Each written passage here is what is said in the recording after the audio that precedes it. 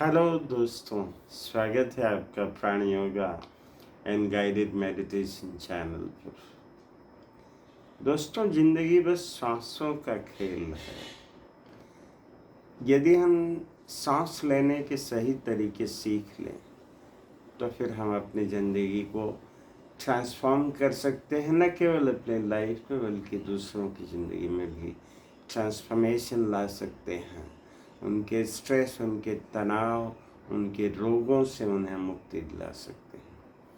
तो आइए सांसों के टाइप, सांसों के प्रकार, सांस लेने के तरीके जानने के क्रम में ये सेकेंड डे है।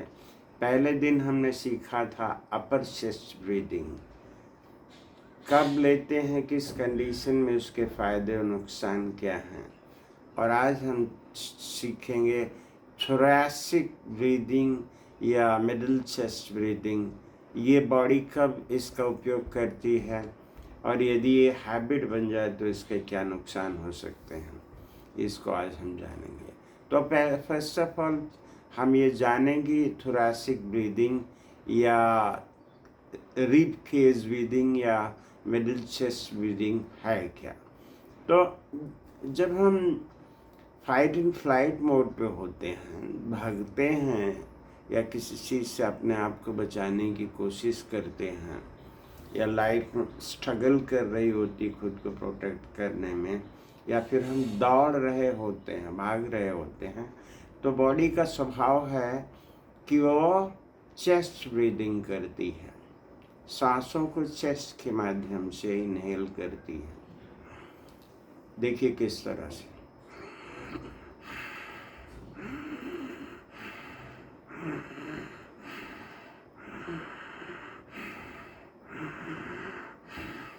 इसमें मिडिल चेस्ट उभर कर सामने आता है। अब अगर आप ज़्यादातर मिडिल चेस्ट ही उभर कर सामने आता है। अगर आप इस पर हाथ रखेंगे तो आप पता करेंगे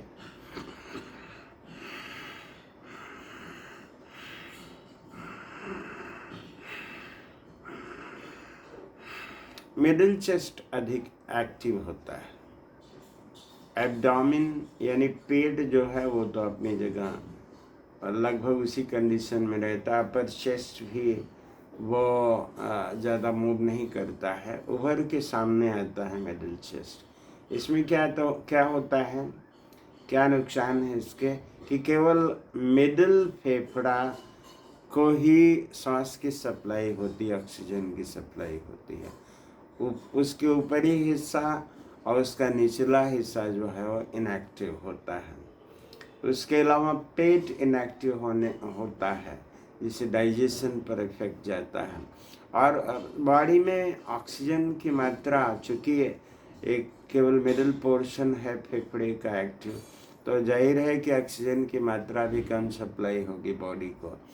तो बॉडी चूँकि स्ट्रेस कंडीशन में इस तरह से बॉडी सांस लेती है। अगर ये हैबिट बन जाए तो फिर बॉडी को स्ट्रेस फील होता है।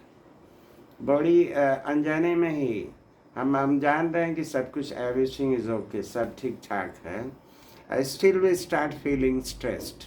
हम तनाव महसूस करने लगते हैं, हम असहज हो जाते हैं, हम खुद को संभाल नहीं पाते हैं, सिचुएशंस को हैंडल नहीं कर पाते हैं।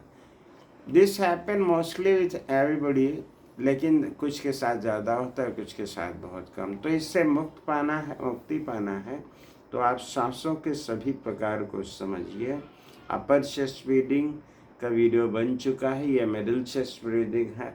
अगली वीडियो में हम एब्डोमिनस ब्रीदिंग के बारे में सिखाएंगे। फिर तीनों का कॉम्बिनेशन योगिक ब्रीदिंग जिसको कहते हैं, ये कंप्लीट ब्रीदिंग है, उसके बारे में डिस्कस करेंगे।